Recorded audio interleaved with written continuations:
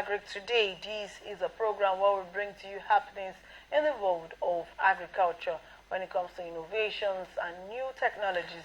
It is this you get to hear them. I am your host, Amin Khadija Oluwatoyin. On this week's program, we'll be bringing to you, we're taking a look at the federal government's efforts towards promoting sustainable agricultural practices in Nigeria. This topic is brought to the fore based on the importance of the agricultural sector. However, a one-day sensitization stakeholders workshop was organized by the Open Forum on Agricultural Biotechnology (OFAB) in Africa, Nigeria chapter under the auspices of the National Biotechnology Agency (NABDA) in collaboration with Agricultural Research Council of Nigeria and of course with other sister agencies in Africa. Speaking at the forum, stakeholders and head of fire starters harp on the importance of brainstorming on ways farming can be enhanced in the country for the betterment of Nigerians and of course the African continent at large. The Director General of NABDA, Professor Abdullahi Mustafa, who was represented by the Country Director of OFAB Nigeria, Mrs. Rose Gidado, informed of its latest innovations it has for Nigerians. This is the first time we are bringing together a cream of distinguished personalities to discuss ways of promoting sustainable agricultural practices that will support government efforts in addressing the challenges of food and nutritional security. This meeting is unique because we are at a very critical stage in our country where the average Nigerian is finding it more difficult to provide food for himself and his dependents. The reason for this is not far-fetched. We've continued to plant on the same size of land that is depleted every year to urbanization, desertification, and other vulnerabilities associated with climate change effect. We also lose substantial portion of our agricultural land annually. Let me also inform you that our farming population is not getting younger. The age of the average farmer in Nigeria is about 60 years. The youth are all going into the city for white-collar jobs, leaving the feeding of over 200 million people entirely in the hands of aged men and women. We have invited you here today to inform you about the latest innovation, about an emerging innovation Nigeria has embraced in providing affordable, safe and nutrient-rich food to the populace. Biotechnology and its tools have proven to provide spot-on solutions to most of our challenges facing agricultural productivity. With biotechnology, we can undertake precision agriculture that brings about increased yields, safe and clean harvest. The federal government has deemed it fit to improve food security and agricultural productivity by establishing the National Biotechnology Development Agency to ensure that Nigeria and Nigerians benefit from this technology. Already, our farmers have started celebrating as we have successfully released 2 varieties of improved crops to ensure that they maximally benefit from this technology and other countries have been using for the past 25 years. And these 2 crops, of course, are BT cotton that has been improved to resist the pink bollworm that causes havoc to cotton cultivation, and farmers sometimes end up losing everything, and with the improved variety of beans. So we have 2 crops that have been successfully commercialized, and they're with farmers. Farmers are excited. Most farmers that have planted are giving us good testimonies. So at NABDA, we shall continue to introduce and establish innovations that will make agriculture a thing of joy to the old generation and attraction for the younger ones. The Executive Secretary of the Agricultural Research Council, Professor Sharu Butu, who was represented by the Director, AGRIC Extension and Socio-Economic Program, Professor Bello Zakari Abubakar, scores the agency high in its activities in furthering the growth of the sector. It is my humble honor and a pleasure to be invited to this very important program of National Biotechnology Development Agency, NAFDA, on community empowerment through agricultural biotechnology. I must commend the NAFDA for being able to bring together this large gathering of stakeholders, which include farmers, extension workers, traditional rulers, council chairmen, and religious leaders to associate with this program. The Agricultural Research Council of Nigeria, ARCN, has a mandate of coordination, supervision, and regulation of agricultural research, training, and extension activities. By this development, you can see that today's occasion is an occasion for Agricultural Research Council of Nigeria. ARCN has 16 national agricultural research institutes and 16 federal colleges of agriculture under its supervision and under the Federal Ministry of Agriculture and Rural Development. The theme of the occasion is empowerment of community through agricultural biotechnology, in which ARCN as a body has a vital role to play to achieve this. Extension is a core activity of ARCN, which is part of our responsibility to showcase the technologies generated from the National Agricultural Research System. ARCN came up with a new initiative called Concept of Adopted Villages and Schools. The concept is a new channel for accelerating technology dissemination and adoption. The objective of the concept is to increase productivity, income, create employment, and the overall goal is to improve the economic status of the farmers and better their standard of living.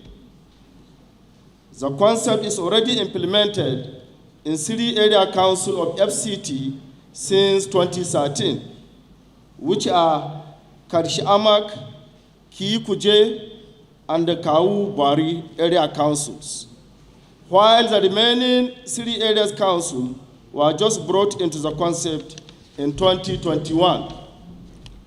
On behalf of the ES, management and staff of Agricultural Research Council of Nigeria, we wish to identify with NAFDA and with all the stakeholders here present, and do hereby enjoin all participants to this sensitization workshop to actively participate and interact among each other on critical issues and propose solutions that will enhance the empowerment of our people in the FCT and beyond, especially the teeming youth and women as regard to agricultural biotechnology. I wish to reiterate that a forum for farmers, extension workers, and biotechnology is a forum for ARCN, because we are the primary host for this important and all-encompassing forum. Biotechnology, like you all know, is a product of research. The result of biotechnology in agricultural transformation does not need any emphasis. And I wish you all the best and very fruitful deliberations. Thank you and God bless you all. You've heard it from our stakeholders, or that stakeholders at the event also bear their minds on what they feel the outcome of this sensitization program should look like. To ensure the provision of adequate quantities of high quality improved seeds of all crops, including the ones we are talking about today, GM crops, provided to our farmers, and they must be available, accessible, and affordable. And in our bid to carry out this mandate, which is our responsibility, the Council carries out certification of all classes of seed for quality assurance. Whatever seed that is produced, seed the breeder, the foundation, and certified must meet certain conditions. And officials of my council are the policemen of the seed industry to ensure that the seed that is being given to farmers meet the standards. The seed industry happens to be the first beneficiary of the modern technology research efforts in the country, particularly with the registration and release of the transgenic cotton varieties and one cowpea variety called Stampede 20-T by the Variety Release Committee, for which the organizer of this program has deemed it fit to invite all of us, our traditional rulers, our farmers, the extension agents, for sensitization, so that we all know the benefits of these varieties, particularly the transgenic crops. While the NASP shall continue to work to ensure the identities of these varieties are maintained through the multiplication chain to deliver the benefits, because we're talking of benefits, farmers must have this benefit, and the varieties must be separated so that they are not mixed, so that we will not be talking of fake seeds. Therefore, it's very important that we all pay attention to all the speakers of today, so that we all know exactly what we are here for and the benefits, which is going to be productivity and food security of this country, will be assured. I want to urge the OFAB Nigerian chapter, the conveners of this very, very important workshop, to lay the evidence and facts bare on the table to allay the fears and safety concerns of the application and use of modern technology and biotech products. This will go a long way to earn Nigerian farmers the trust to use these crops developed for enhancement of actual productivity and improve the livelihood of our farmers. Because a lot of people actually are looking at it as if, what is this? And it is our responsibility as scientists, and OFAB is actually doing that, to allay the fears that it is safe.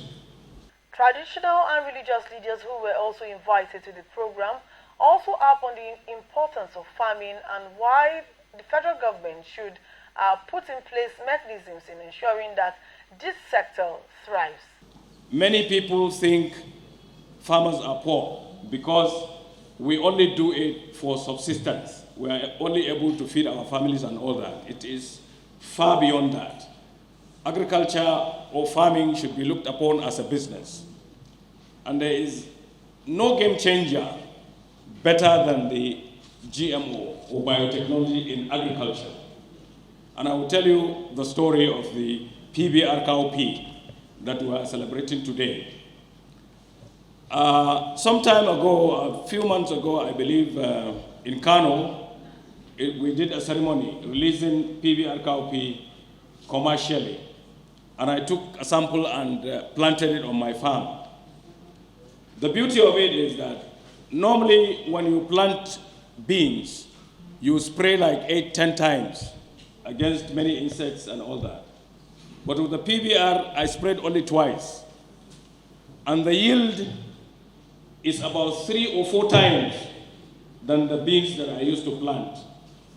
So I got more beans and I spent less money.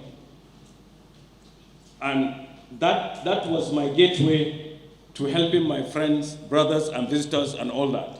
So for a farmer who planted this in my village, for instance, got 4 or 5 times what he used to get, and therefore he could do a lot more things than he used to do, planting the same quantity about the same time without the protection that PBR provides. I would like to speak to the farmers in this. The farmer is looked upon as a very poor person, but you will be rich if you have more yield on the same parcel of land, planting an improved seed. That is your only way out. It is not by selling at exorbitant price that you make more money, because the generality of the people do not have money. So if you take anything in the market to the market and it costs a lot, the prices hit the roof, you will not be able to sell. But if you have volume, high volume of what to sell, even if the profit is less, you get more. This is the beauty of it.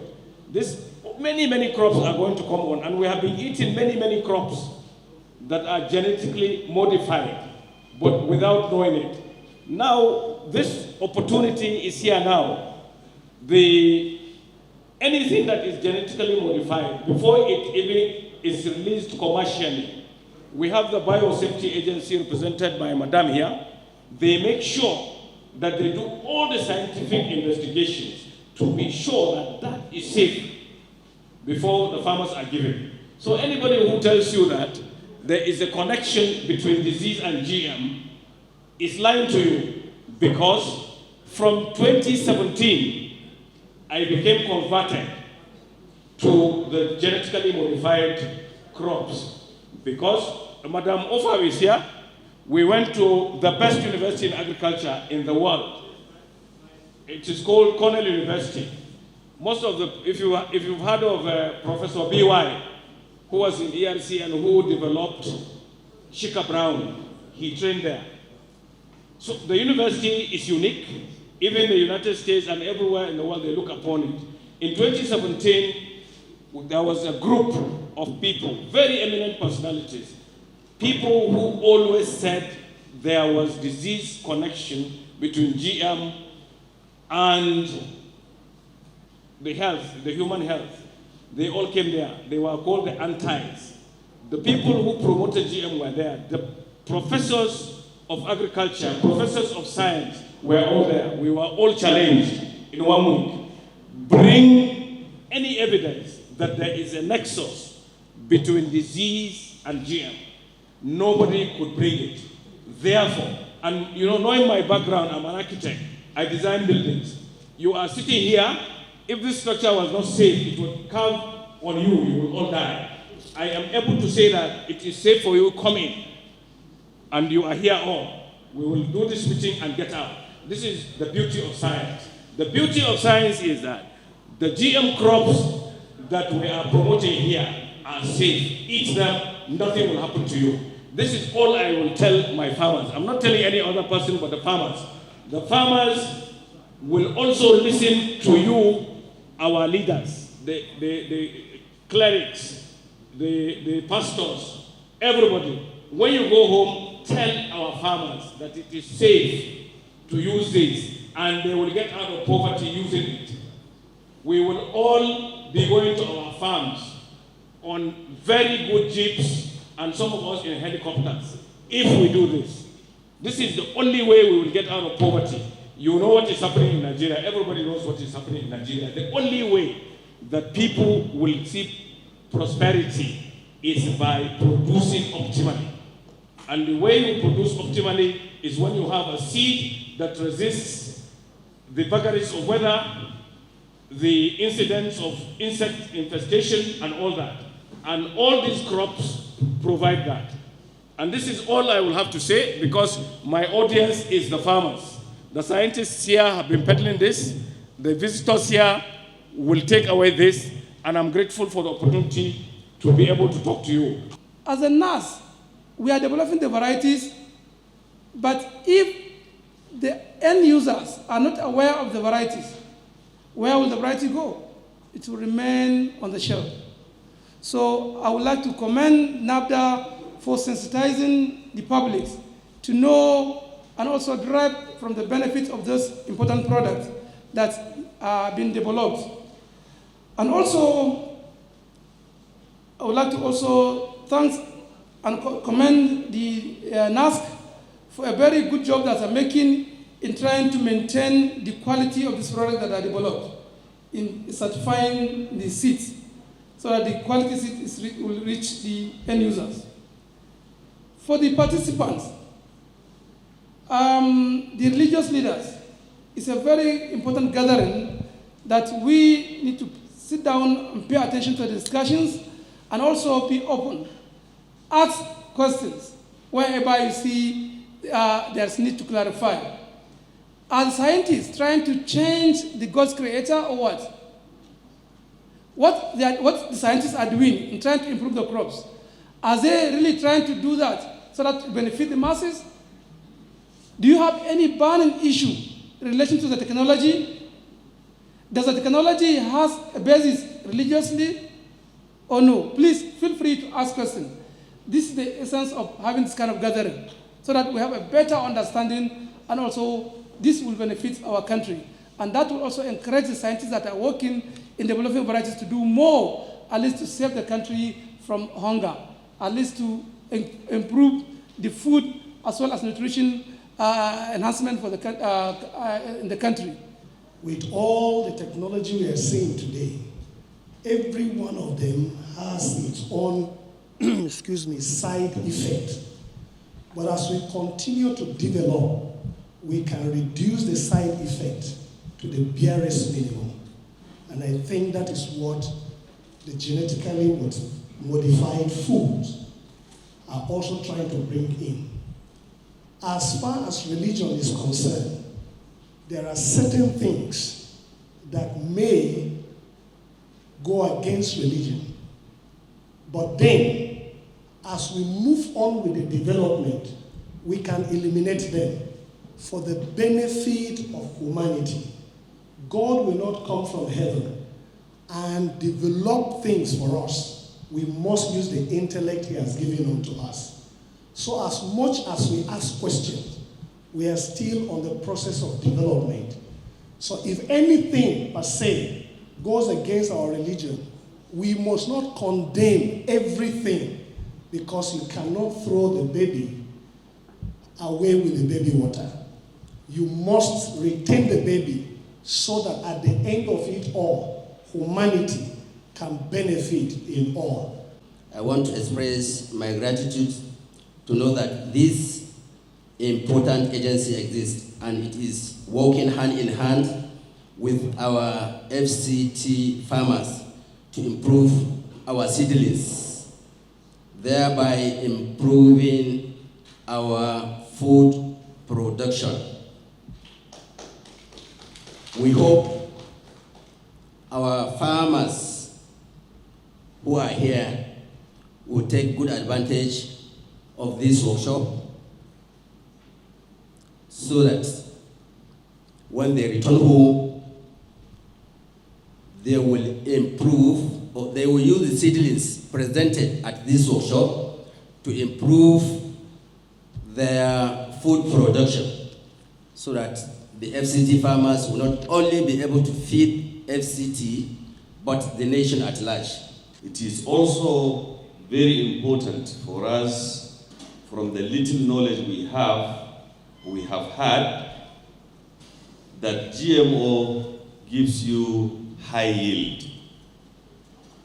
GMO seeds are not injurious, but sometimes you hear the opposite. So it is very important that this sensitization is organized for those that are involved, that is stakeholders, who interact with this kind of seeds from production to processing and to utilization. Therefore, I want to really commend NAFDA for organizing this meeting so that people can understand why GMO. And I want to urge them again to say that it is also very important to cascade this kind of gathering to the local and community levels. We all agree not all participants are here. I understand it could be train the trainer so that some of us can go and talk to others.